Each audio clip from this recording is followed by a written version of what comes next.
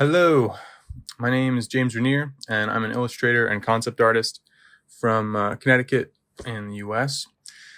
And what you're watching is a time lapse of one of my most recent commission illustrations.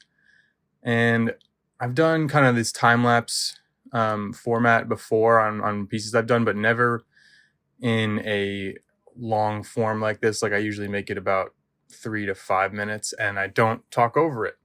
And I've also previously only ever really recorded kind of like speed painting type things where I'm doing it in one sitting and it's pretty quick. And I decided to do it this time because I identified for myself a kind of fear surrounding doing this kind of thing. And I think it mainly is just the fear of really putting myself out there along with my artwork. So I decided, I'm like, oh, that's silly. We should just do it. And I've also just got some things that I've been figuring out for myself relating to my artwork and creativity lately that I thought might be worth sharing. And this piece especially kind of had a lot of lessons for me built into it. And so a little backstory on this one. It's a commission for a good friend of mine for his Dungeons and Dragons campaign that he DMs for. And they had this cast of characters that hadn't really been designed yet, but they wanted a poster of the party. And yeah, so super cool fantasy stuff. I'm into that. And I started it back in October. And then from when I started it to when I finished it, went through a kind of like metamorphosis with my artwork. I ended up picking up a pretty huge commission project shortly after starting this that took me a couple of months. So I had to put this one on pause, and my friend who commissioned me graciously had the patience to wait while I finished the other job. And that other job is really what taught me a lot of the things I'm going to talk about. But you'll see from the beginning of this recording towards the end, I don't know if you'll be able to see it. I just assume because that was my experience, but my confidence with approaching designing this and painting this just went up a lot. And it comes from a kind of paradigm shift and just creative philosophy that I'm becoming more and more aware of now. And a little more about me. I graduated from art school back in May. Savannah College of Art and Design. Had an awesome time. Not fun to graduate during COVID, but what are you going to do? And so coming out of art school, when you're there, you get bombarded with a lot of different techniques and different influences and artists you're going to study and admire. And I got into concept art and illustration when I was about a sophomore in high school, I think. And because, I think there was a pretty big wave of people who became aware of this profession and that you could draw for entertainment projects at that time. I know if you're familiar with Feng Zhu, he talks about this in a video, one of his videos, how like that year, I think it was 2013, I don't know when, whatever year Skyrim came out, it was just a big deal. Like it kind of pushed gaming into the mainstream quite a bit, more than a lot of games before that. And they had a really nice showcase of their concept art for Skyrim.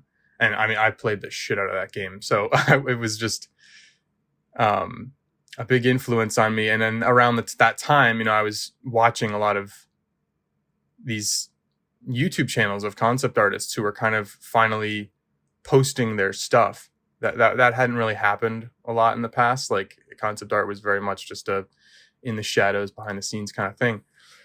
But yeah, I'm going on a tangent. So in this looking up to other artists kind of thing, which is great. Like it's what you're supposed to do to learn. And when you're in art school, you're just a sponge, you're absorbing stuff. It can happen that, and it happened for me, that I ended up creating a lot of walls for myself mentally in my approach to my artwork, and like just thinking too much about the end result and also about the standards I'm trying to meet, rather than what initially is what got me to pick up, a pencil and start drawing, is that kind of just childlike, uninhibited creativity and enjoying expressing yourself and creating something. And I came to realize, like, in the months following graduating school, I was so focused on, landing a studio job, or, which is, still something I'm open to doing, but I have been freelancing and that's been going pretty well and I'm enjoying it. But yeah, I was so focused on meeting this, the quote industry standard, or listening to the countless artists on social media now who make money by teaching people and sharing their process. And it's just, there's a lot of noise. I think, like, obviously a lot of the art education that's online now is great, and it's really in the best of intentions. But I think there comes a point when you've learned enough, and it's, I think, important to kind of shut off all that noise for a while and not really take in any external influence, because you've been given the tools and the concepts to learn. And if you can hear the jingling, that's my dog coming in. But yeah, it's like, after a while, you got to kind of just trust yourself and follow what feels right for you, and kind of strengthen your instincts as an artist. And there's a lot of fear that comes with that, because, and this kind of just bleeds into everything in life, but your ego wants you to kind of remain within this box of your identity and what you're capable of. And sometimes, and in the worst cases, parts of you that are afraid of changing and growing are going to sabotage you from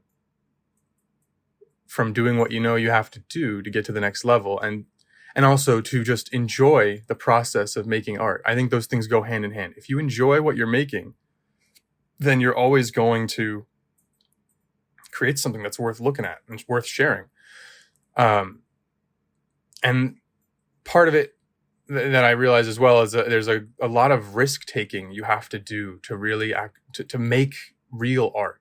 This is actually, I'm remembering now, one of the main points I wanted to get across is that I had this obsession in school with, and this is totally the ego, right? I was obsessed with the idea of looking like I had my shit together with my art. Like, looking like, oh, I'm not somebody who makes mistakes. I know what I'm doing. I'm someone you should hire. And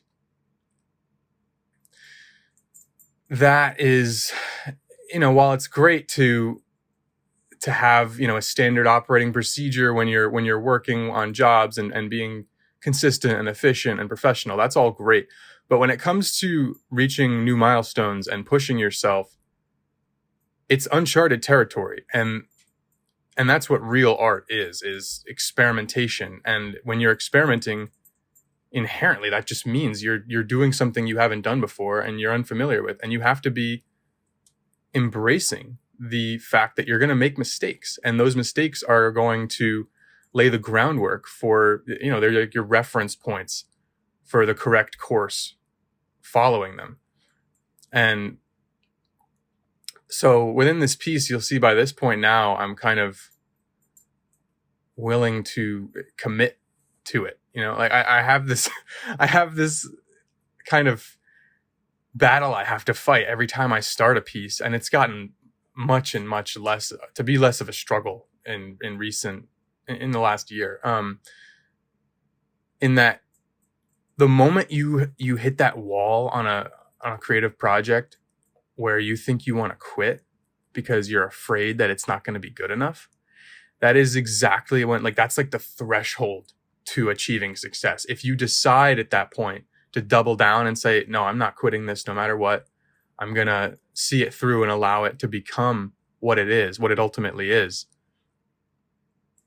it's that passing through that gate of fear that leads to, it's like the tax you have to pay to achieve the payoff of finishing the piece. And so, and this can be on a, multiple hour, multiple day extensive painting, or it can be on a sketch that takes you 10 minutes. It's like it's just operating from a place free of judgment and of expectation. It's the flow, it's very organic, and it can be like surfing a wave, really, because it can be hard when you're not in the flow to even really become conscious of it. And we all get in ruts, and we all get in times where we're not going to be able to create and maybe expect too much from ourselves. And that's really what I'm getting at with the shutting out all the noise of the external influence of like the social media art world and even what you learn in art school. It's like, absorb all those things, sure, and be aware of them, but after a while, just kind of take ownership of your own journey and stop thinking so much about how fucking good Craig Mullins is, or or like some guy you follow on Instagram who's got a ton of followers. It's like, none of that matters. And whatever you're going to do with your art has never happened before. And so it's taking a leap of faith and allowing yourself to become the artist that you will be, that has never existed before, and enjoy that ride rather than being so afraid of meeting this standard that you've set for yourself based on outside influence. So yeah, kind of a rant, kind of a just out of format thing, but I thought I'd share this. And I hope you enjoyed the process of this painting. I had fun making it, and take care.